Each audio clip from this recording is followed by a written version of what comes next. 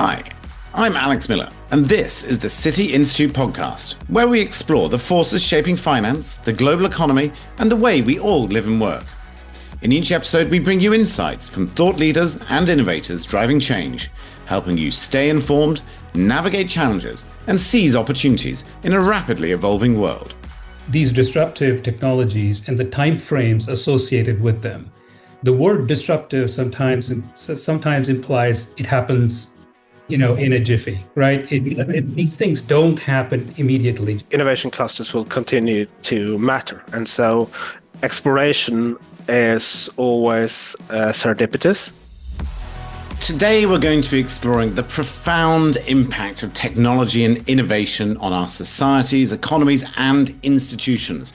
We're going to dive together into the transformative power of AI and frontier technologies, their implications for financial services and the future workforce, and the critical role of startups in driving disruptive change. I'm delighted that we have Professor Carl Frey, Associate Professor of AI and Work and Oxford Martin Citi Fellow, and a leading voice on the interplay of innovation, technology, and the conditions for progress, and Arvind Purushotham, Head of Citi Ventures, Citi's venture capital investing arm. I can't think of two more compelling guests for this topic. So without further delay, let's jump in. Carl, I'm going to come straight to you. You've been writing about technology and innovation for, frankly, the better part of a decade, right from your work around your recent work, but particularly your just published book, How Progress Ends, which obviously delves into the fundamental tension between exploration and exploitation innovation. Can you just sort of zoom out and, I guess, set the scene for us, describing how, in your view, societies historically have navigated this balance, and what the conditions are required for each type of innovation to truly flourish? Yeah, first of all, thank you very much for having me. It's a real pleasure to be with you. So a key point I'm trying to make in my book is that technological progress entails two very different tasks. So one is exploration, actually conceiving something, coming up with a new idea or product, and then actually executing upon that activity. And so certain institutions are better suited for doing the latter, and certain institutions are better suited for doing the former. If I understand correctly from what your book was arguing, Carl, you're arguing that at different points of history, you can look at different societies and argue that they were perhaps in an exploration phase, but perhaps began to stagnate as they moved into an exploitation phase. Is that correct? Well, you can certainly see that some places that were very inventive didn't do as well in terms of implementing the technology and scaling up. And so Britain is such an example. It pioneered the first industrial revolution. It did relatively well in a world of small-scale industry. But many of the inventions that would empower the second industrial revolution, Britain was at the frontier in electrical industries, for example, but really failed to build electrical companies on similar scale to Germany and the United States. Same is true in railroads. Britain pioneered the railroads, but ended up building a fragmented network with ineffective, inefficient management, which consumed just those inefficiencies around 1% of GDP, whereas the German system were much better planned from the outset. And so, yes, there are examples where you can lead the way in a technology, but then fail to harness it to its full extent. Arvind, we heard there from Carl talking about the importance of investing and investors over time. Perhaps you could introduce your role here at Citigroup, your own investing background, and I guess how that intersects with the innovation that Carl's been describing there. I've been an investor for about 24 years in the venture capital space, and currently, I lead Citi Ventures, which is one of Citi's main strategic investing groups. I think Citi's leaders recognize sort of the oncoming fintech revolution way back. And so we were set up 15 years ago to exactly exploit that, right? Which is the intersection of startups and technologies and everything that's been happening in the decentralized world, external to the large companies, and see how we could, benefit our clients and customers and stakeholders by bringing the best of those in. What we try to do is not just invest, but then really explore a partnership with these companies so that there's a win-win that occurs between the startups that we invest in and Citi's clients and customers. And that's what we do. And if we just think about sort of the approach that we take in the context of this particular topic, one of our jobs, frankly, is to be looking on the outside for these kinds of disruptive technologies and technological trends, and to understand the implications of those trends for financial services and for Citi in particular. And then when we identify such trends, then we're able to bring those in, not just in the form of thought leadership. We do a lot of that. We write articles. We bring sort of our market strategic insights to our business leaders, but also actual capabilities in the form of startups that are building innovative technologies or innovative products. And that's sort of the nature of what we do. Maybe you could just sort of touch briefly on there, Arvind, some of the characteristics you look for when you're looking for a startup that perhaps gives you signals in terms of its potential to succeed. Because we've heard from Carl around that sort of the top down, but you're in a sense looking bottoms up, aren't you? In the early stage, what you're looking for are people, are teams with big ambitions, teams with a lot of credibility and experience, A+ teams, so to speak, who can build a great team. And then you're looking at the general area and saying, well, is there existence proof of success? Sometimes the interesting thing about what we do is you invest in areas where there is no existence proof of success. And I can think of several there. And that's part of the challenge of like investing in disruptive and new technologies. You can think of SpaceX going back 20 plus years and saying, okay, there's not a lot of existence proof of success in the startup world, building space startups, but nonetheless, SpaceX got funded based on the strength of the idea, the team, and so on and so forth. But ambition and the area, the size of the opportunity, and then in our case, certainly the relevance to financial services and to Citi, right? And that's an additional filter that we apply when we invest in these companies. When you go later on, I think that we look for proof of adoption, proof that the product works, proof that there is a viable business model, proof that it brings value to its customers. Carl, if I bring it back to you, so we've heard there about how to identify success. One of the great success stories, clearly, of today's era is, of course, artificial intelligence. You've written extensively over the years, not just recently, around that sort of so-called productivity paradox. Can you just kind of share beginnings of your thoughts around how we should think about AI in that kind of grand sweep of innovation? So if you look over the course of history, sustained upsurges in economic growth and productivity in particular have come during periods when we see new industries, new types of activities emerging. And the key reason that we saw very rapid growth in the post-war period was that automobiles spawned the largest manufacturing industry the world had ever seen. That it spawned a host of industries producing components that go into making those cars, that it produced a host of industries producing the machine tools needed to make the components. And in addition to that, you have road commerce emerging, mass tourism, and you have a host of electrical industries that create a wide range of new jobs and activities as well. We have not seen anything similar to that so far with either the computer revolution or artificial intelligence. They're giving us access to the world's stored knowledge in our pockets. They streamlined the research and discovery process enormously. They connected the best scientists and inventors around the world. And what do we get? A decade streak productivity upsurge, mainly confined to the United States. Decline in research productivity. Takes 18 times as many scientists to produce Moore's law today than it did in the 1970s. We see a decline in breakthrough innovation. And so something must be wrong, because these technologies should be driving growth to unprecedented levels.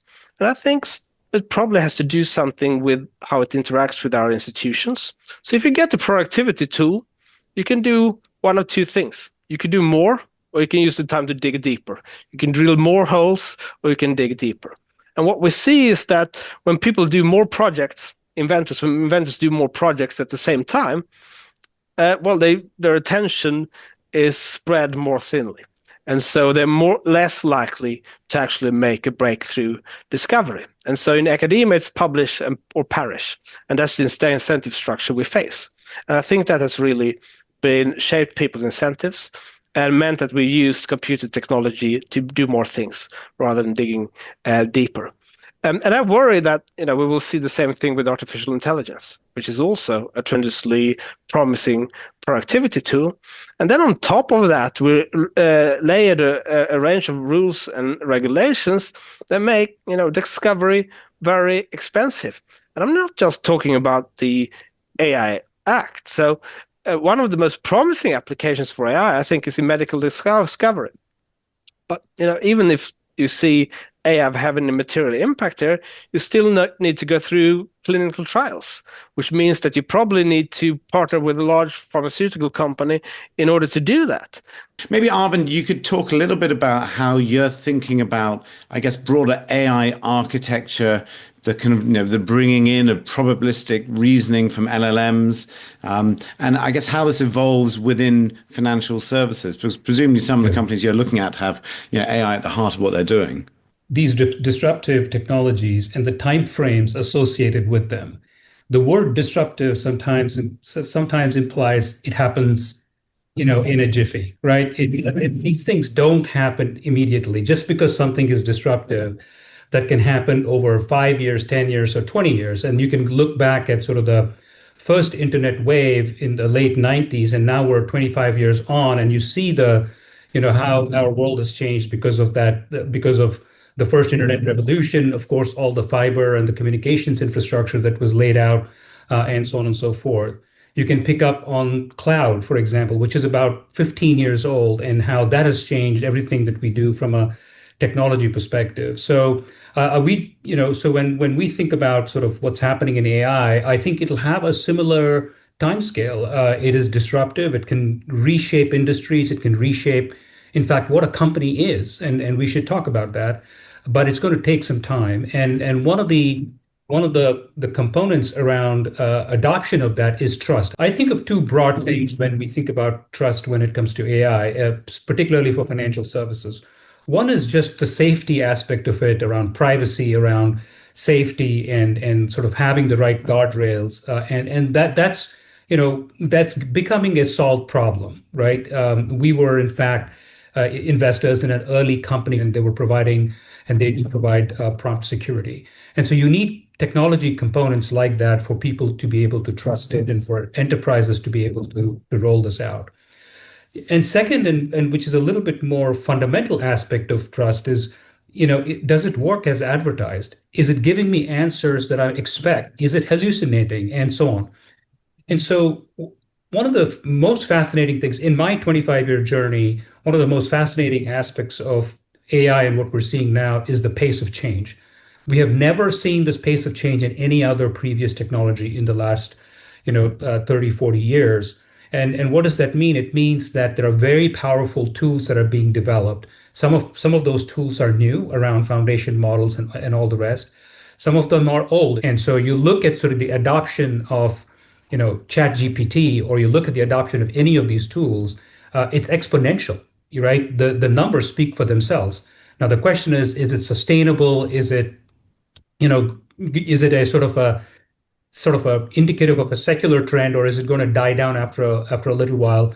Time will tell. But I think that the venture industry and venture capitalists are betting that it's here to stay, that it may take 5 or 10 years for full adoption, but it's going to happen. It's a matter of when, not if. I guess one of the questions I'd put to you, Carl, is you mentioned in your book a whole host of examples around how technological revolutions often widen inequality before they perhaps shrink it in that longer term, and the role of incumbents within that.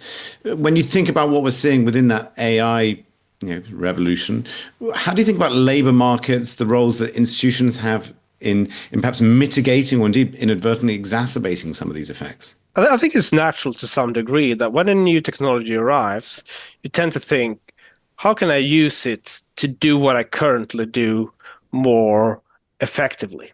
And then tends to tilt you towards automation and process improvements. But the real question, which tends to deliver more spectacular results, is what is it that I previously couldn't do that I can now do with the help of this tool? And that's when you tend to develop new products, new sectors of the economy to which labor can reallocate. And that's when most growth tends to happen. And that's also one of the reasons why we often, during the initial automation phase, get widened inequality, pressure on wages, often societal resistance. And then when we come out of that, we see these new sectors emerging. It's more smooth sailing, and the pie is growing. But that initial phase can be a long time. So I think there is always resistance to new technologies, and that's always been the case. And the Industrial Revolution is no different in that regard, and institutions played a role there too, because Britain, unlike other economies, had the poor laws. They taxed themselves at 2% of GDP to provide for the poor. And in places where the poor laws were more generous, you saw less resistance towards mechanization. And I suspect within organizations that are better able to manage these transitions, you will see less labor unrest as well. So we saw, for example, back in 2018, 2019, unrest in Los Angeles in the harbor as autonomous cargo trucks were introduced and workers protesting. The same trucks are being used in Norway and in Amsterdam, and we didn't see any reports of protests there. And so most likely labor market institutions in Norway and in the Netherlands were better capable of dealing with that kind of disruption. Now, I don't think that most disruption when it comes to AI is going to come from outright automation. We will see, some tasks being taken over by artificial intelligence completely.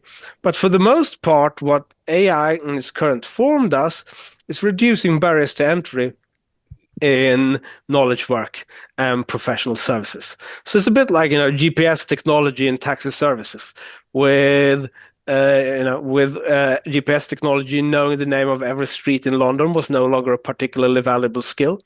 And then, with the Uber app matching supply and demand, anybody could get into their car and top up their incomes on the side. And that was good for a lot of people, but it was bad for incumbent taxi drivers who essentially took a pay cut from that competition. The difference with knowledge work, of course, is that it's tradable. It can be done anywhere in the world. And so if you look across space, you'll see that an accountant in Frankfurt earns roughly an order of magnitude more than an accountant in Cairo, or a software engineer in London or earns an order of magnitude more than a software engineer in Manila. And if you didn't think of AI as reducing the productivity differential between these workers, what you will likely see is more hiring in places like Cairo and Manila, and less hiring in places like London. And we're already seeing some anecdotal examples of this, with law firms cutting headcount in London, increasing headcount in Poland and India. And so I think we will see more of this labor arbitrage that will put pressure on wages in high-income places, but it will also reduce global inequality by accelerating service exports from emerging economies. So it's a mixed picture, but I think, for middle-income countries, it's clearly a good trend, but it might be bad news for many. Arvind, you mentioned earlier the notion of kind of the future of the company, or how companies might change. And I know there's a view out there that, a positive view from an AI perspective, that in a sense we're moving into a golden age of startups. It's easier to start companies. You don't need quite the same sort. How do you think about AI within that context? And then perhaps let's just sort of start with that, perhaps. All these new technologies do reduce barriers to entry. When I first started in venture capital 25 years ago, you needed about $5 million to build a software company. And then it started with like buying servers, buying space in a data center, plugging them in, and then writing software and then launching it. And now we're 4 orders of magnitude down to launch a piece of software, right? You can literally do it with a credit card from a laptop sitting in a cafe. One of the interesting ideas, and heard this from Satya Nadella recently in a podcast, is does the nature of the company change? What does a company mean?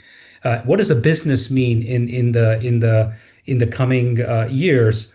And so, for example, you can take a company that is a payments company, for example, and can you encapsulate everything that the company does in a model?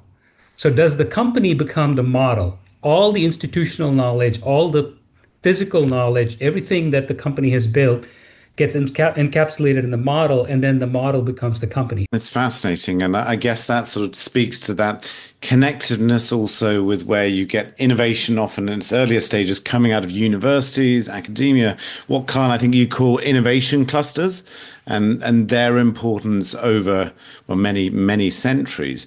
You mentioned there that sort of relative perhaps barbell of emerging markets, perhaps taking greater importance. Do you see that sort of enabling distributed work and sort of global talent pools, or do you think actually you get a doubling down on these innovation clusters, particularly in advanced economies, Carl? I think innovation clusters will continue to matter. And so exploration is always serendipitous. And if you look at the places that are on the frontier of innovation in digital technology in particular, they are highly clustered and continue to be. And I think that's one of the domains where AI is most unlikely also to replace humans, is at the very frontier, right? The way that we learn is through trial and error, through experience, to experimentation. We don't come pre-trained the way that AI does. And so for that reason, I think innovation, human innovation and creativity will continue to matter. And I think actually AI will make human contact or in-person communication more valuable. Because how do you distinguish yourself in a world where AI writes all your emails and do most of the interaction in the virtual space? Well, it's going to be through in-person communication and human connectivity. And I think that means that these clusters will, if anything, gain in importance. It reminds me of that great quote, I think that's attributed to Einstein when he was asked, what's the most important thing you've learned? He said, it's not knowledge, it's the importance of imagination. And that seems to be very much what you're arguing there. Arvind, when you think about Citi Ventures and venture capital generally trying to invest, there's a whole realm of different technologies you could be looking at. I know quantum is one area that you're interested in, but obviously there's the world of payments, one quite mature, one quite nascent. Yeah, quantum is sort of in a relatively nascent stage still. And one of the things that we do is try to monitor these spaces for relevance to Citi and for financial services. But obviously, it's a very powerful technology once it is viable in sort of real world use cases. And one of the things that quantum is very good at is optimization problems and the speed at which and the scale at which it can handle optimization problems. The other, of course, is cryptography and what it can do to encryption and existing encryption schemes. So with any of these technologies, you think about sort of the offense and the defense, right? The offense use cases and the defense use cases. And so we're exploring both. One of the things that we talk about a lot internally with our business leaders is sort of friction to getting things done and the reduction of friction and what's the best way to do it. When you truly have a frictionless experience, it actually can be quite magical. I still remember the very first time I took an Uber. I think it was in 2011, and I just walked out of the car and didn't have to do anything because the payment was embedded in sort of the whole experience. And so you take that and multiply that 1,000 times in all kinds of business to business settings, business to consumer settings, consumer to consumer or P2P settings. And one of the ways in which AI can help is actually to continue to reduce friction because it can handle fraud more automatically. It can handle identity more automatically. It can handle exception cases, exception handling more automatically. And so we think about payments, and sort of the broad idea is let's embed payments where they're necessary, Let's make them frictionless. Let's provide those magical experiences to clients and customers. And how can AI help us do that? And that's sort of the approach we take when we think about investments in those areas. That's one thing, Carl, I know you've been, thinking a lot about is when you think about national competitiveness, every government, obviously argues it will be one of the leaders in this case in AI, but it could be a different technology. What are those characteristics that are suggestive to you through time that you're going to have the required institutional adaptiveness that allows the exploration phase to flourish, and indeed to recognize when you're moving from exploration to exploitation? If you look to the United States, for example, the federal systems meant that you can have certain variation in rules and regulation on the state level, for example. And so in the state of California, non-compete clauses are void.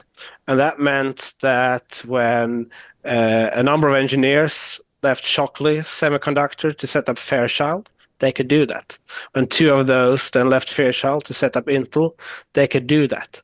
Those were pivotal moments in this in Silicon Valley's history and for the renewal of the cluster. We saw the opposite happening in Michigan, where Detroit was once the Silicon Valley of the United States. And as non-competes became enforceable, you see dynamism declining in response.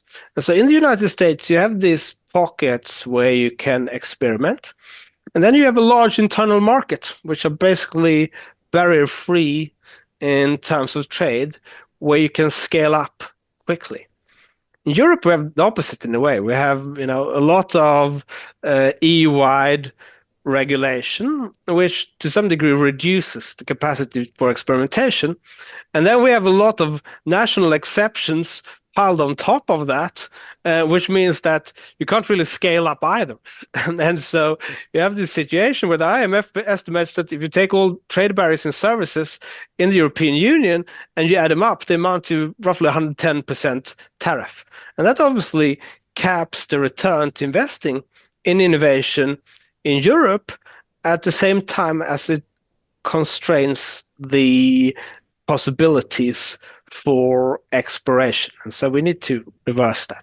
When you're thinking about, obviously, some of the accelerating pace of change in different technologies we've been talking about, how do you think about that balance you need to strike from your investing perspective in terms of supporting incremental innovations in mature areas, greater productivity versus slightly sort of paradigm shifting, paradigm changing technologies? Because presumably you have to kind of strike a balance there. If you go back 5 to 7 years, we started to see more and more venture capital firms that wanted to invest in deep tech. People said, hey, there's lots of companies investing in apps and in software and data and then, consumer internet and whatnot. How about deep tech? And there's an opportunity there. So we've started to see a lot more investment going into deep tech, a lot more investment going, frankly, into hardware and hardware software, combined systems and so on and so forth. So we specifically look at sort of a very financial services oriented lens, a city-oriented lens from that standpoint. But I think the good news is that the capital is out there just because of the breadth of the venture ecosystem, the availability of capital, that all of these different pockets can get funded. All these different pockets have enough capital to thrive and to go from there. If you look forward sort of 5 to 10 years, so horizon scanning perspective, what are you most interested or intrigued by? Is it the power of agentic? Is it something else? Is it quantum? With regards to kind of the future of finance in particular. If I look at the 5 to 10 years, it's still going to be the world of AI and AI adoption as it happens throughout different industries.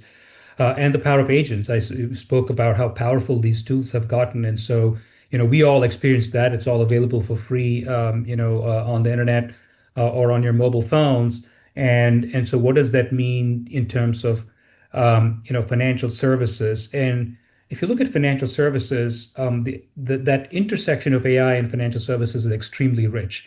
All the way from the front end to the back end and everything in between can be impacted in a very positive way by AI. Citi has publicly announced the Citi Assistant, Citi Stylus, and tools like that that have been rolled out to 100,000 plus employees globally. Those are horizontal tools, and that makes us, each one of us more productive. But when you look at some of the vertical use cases, some of the most impactful ones could turn out to be some of the vertical use cases. Carl, maybe just as we come to a close, you could just sort of, again, zoom out a little bit and remind us kind of what your kind of core message is when thinking about innovation over time and how we should apply that lens to thinking about what's happening around the world today. So I think an important thing to realize is progress is not automatic, right? It is something that is always work in progress because the existing structure, existing institutions tend to favor incumbents.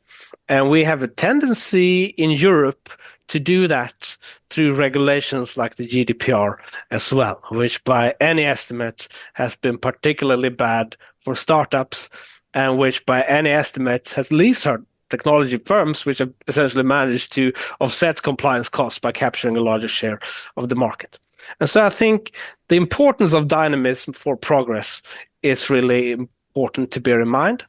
And right now, we've seen that mainly in two places, the US and China. But even in those two places, dynamism is in decline since the 2000s. And so I'm very excited about the prospects of AI and what you can do with this technology. But it's important to also bear in mind that if we want to unlock the potential for that technology to really accelerate economic growth, we also need institutional change. That's fascinating. That's a powerful message. A big thank you from our listeners to you both for a really magisterial sweep through this topic, and I'm sure we'll look to come back to you again in future. Carl, Arvind, thank you. Thanks, Alex. Thank you, Alex. So we really unpacked a lot in that conversation. Carl talking to us about the notion of innovation over the centuries through different societies, the importance of a consideration of exploration versus exploitation and what the preconditions for success are. We heard from Arvind around the notion that innovation isn't guaranteed, nor is it instantaneous. These things can take time, and that's why the long view is important as well. And perhaps also this notion that whilst knowledge is important, imagination, as Einstein said, is perhaps even more important. And for AI to unlock some of the capabilities that it offers, it can't simply be about process improvement. It has to enable things that haven't even been previously conceived. A lot to unpack, but fascinating. And if you'd like to know more, Carl's got a fantastic book out, When Progress Fails. Highly recommend it. Had a really good read of it myself. And also look out for the Citi Institute latest in their series on disruptive innovations, where both Carl and Arvind will be writing. Citigroup, Citi and Oxford Martin School are not affiliated and are independent from each other. The speakers' views are their own and may not necessarily reflect the views of Citi or any of its affiliates. All opinions are subject to change without notice. Neither the information provided nor any opinion expressed constitutes the solicitation for the purchase or sale of any security. The expressions of opinion are not intended to be a forecast of future events or a guarantee of future results.